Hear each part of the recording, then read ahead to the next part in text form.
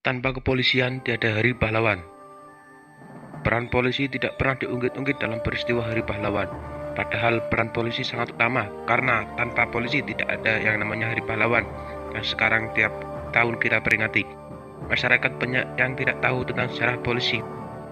Bahkan di kalangan polisi sendiri pun kurang akan kesadaran sejarahnya sendiri.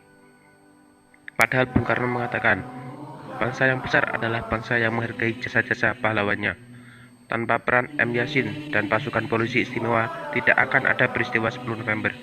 Demikian pernyataan Jenderal TNI Muhammad Wahyu Sudarto, seorang tokoh yang terlibat dalam peristiwa heroik 10 November 1945. 10 November 1945 diabadikan dalam sejarah bangsa dan peringatan sebagai Hari Pahlawan. Peristiwa ini terjadi di Surabaya, dan di kota pahlawan ini polisi pernah melaksanakan proklamasi polisi dalam ejaan lama yang berbunyi, untuk bersatu dengan rakyat dalam perjuangan mempertahankan proklamasi 17 Agustus 1945. Dengan ini menyatakan polisi sebagai Polisi Republik Indonesia, Surabaya, 21 Agustus 1945.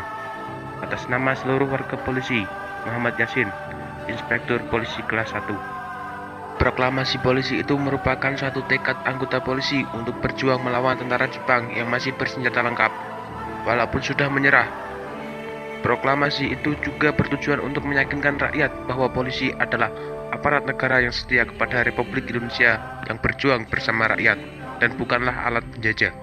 Ketika terjadi insiden bendera 19 September 1945, polisi pimpinan Muhammad Yasin bergerak cepat, mereka menyatu dengan rakyat.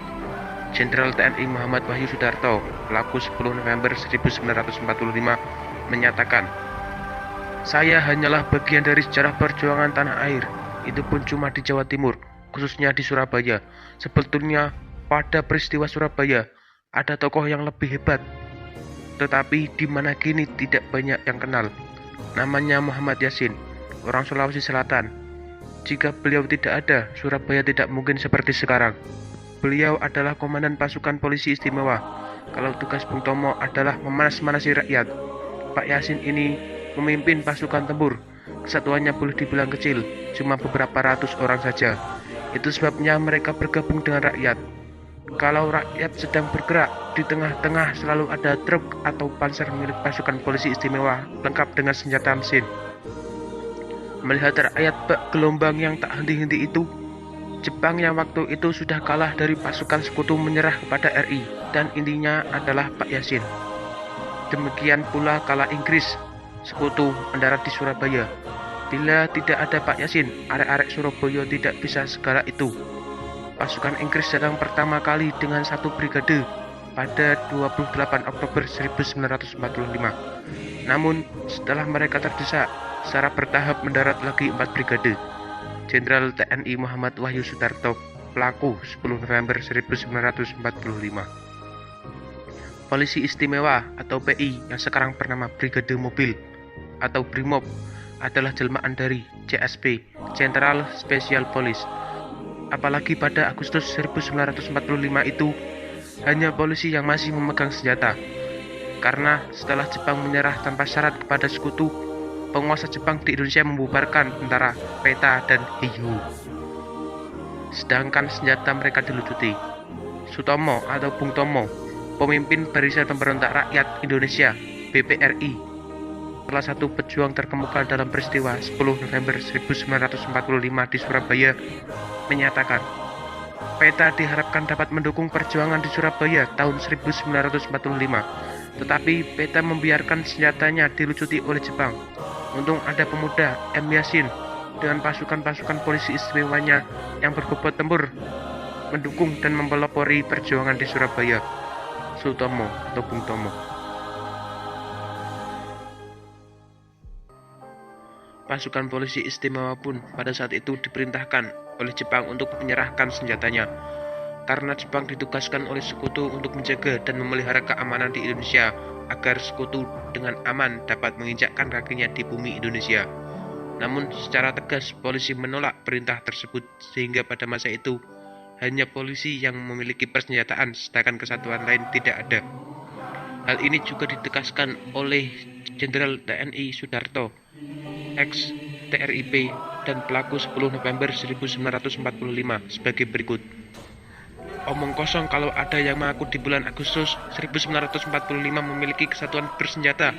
Yang ada pada waktu itu hanya pasukan-pasukan polisi istimewa pimpinan M. Yasin.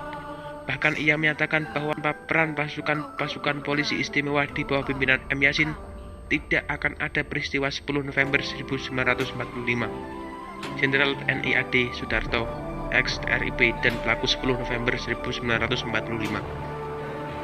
Pernyataan itu menunjukkan bahwa jika pertempuran itu berlangsung tanpa dukungan dan kepeloporian pasukan polisi istimewa, niscaya patriotisme perjuangan rakyat di Surabaya tidak akan seheroik apa yang tercatat dalam sejarah.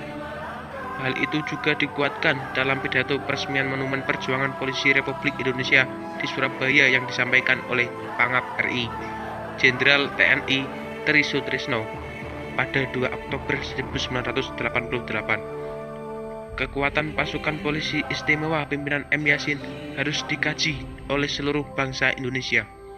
Lebih lanjut, Jenderal TNI Tri Sutrisno mengatakan, tindakan Inspektur 1 Muhammad Yasin untuk mempersenjatai rakyat perjuangan telah memberikan andil yang cukup besar dalam gerak maju para pejuang kemerdekaan di Surabaya, yang kemudian mencapai puncaknya dalam pertempuran heroik di Surabaya tanggal 10 November 1945.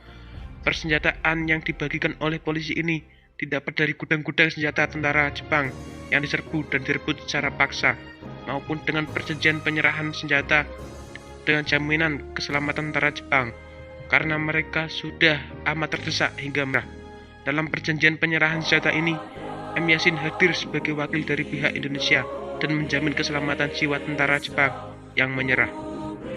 Seperti yang tercatat dalam buku Sucipto dan Hukusumo, Hari-hari Bahagia Bersama Rakyat, 3 peleton tentara Jepang menyerahkan senjata kepada polisi istimewa Seksi 1 dengan syarat keselamatan mereka dijamin pada 1 Oktober 1945. Pada 2 Oktober 1945, di Gedung General Elektronik di Kaliasin, Jepang menyerahkan senjata setelah terjadi pertempuran sengit dengan tim polisi istimewa di bawah pimpinan Sucipto dan Kusumo.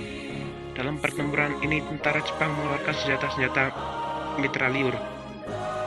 Pada hari yang sama, M. Yasin yang bersama Sutomo atau Bung Tomo yang mewakili pihak Indonesia berhasil menandatangani perjanjian penyerahan senjata untuk membuka gudang arsenal tentara Jepang yang terbesar se-Asia Tenggara di Bon Bosco Sawahan, Surabaya. Pelucutan ini diawali dengan perlawanan sengit tentara Jepang. Setelah terjadi tembak-menembak sengit dan menelan korban jiwa, barulah Jepang menyerahkan senjatanya. Pada akhirnya, tentara Jepang menyerahkan seluruh persenjataan termasuk tank dan panser kepada polisi istimewa. Polisi istimewa kemudian membagi-bagikan senjata tersebut kepada rakyat dan pemuda dalam organisasi perjuangan. Senjata rampasan yang dibagikan tersebut menjadi modal awal terbentuknya Badan Keamanan Rakyat atau BKR yang kemudian berubah menjadi TKR atau Tentara Keamanan Rakyat. Segera setelah itu, Surabaya dibanjiri senjata api dari berbagai jenis yang digunakan untuk menghadapi pasukan Inggris dan Belanda pada peristiwa Hari Pahlawan. Karena terlalu banyaknya senjata yang beredar di Surabaya, maka berbagai senjata tersebut juga didistribusikan ke seluruh pelosok Pulau Jawa untuk mendukung perjuangan di wilayah masing-masing. Senjata-senjata tersebut bahkan juga sampai ke Bandung, di mana perjuangan di sana dikenal dengan peristiwa Bandung Lautan Api. Dalam pertempuran melawan tentara Jepang, Abdul Rajab, ex-RIP, pelaku 10 November 1945, menyatakan, pasukan-pasukan polisi istimewa bertempur melawan tentara Jepang dengan gagah berani. Abdul Rajab, ex-TRIP, pelaku 10 November 1945.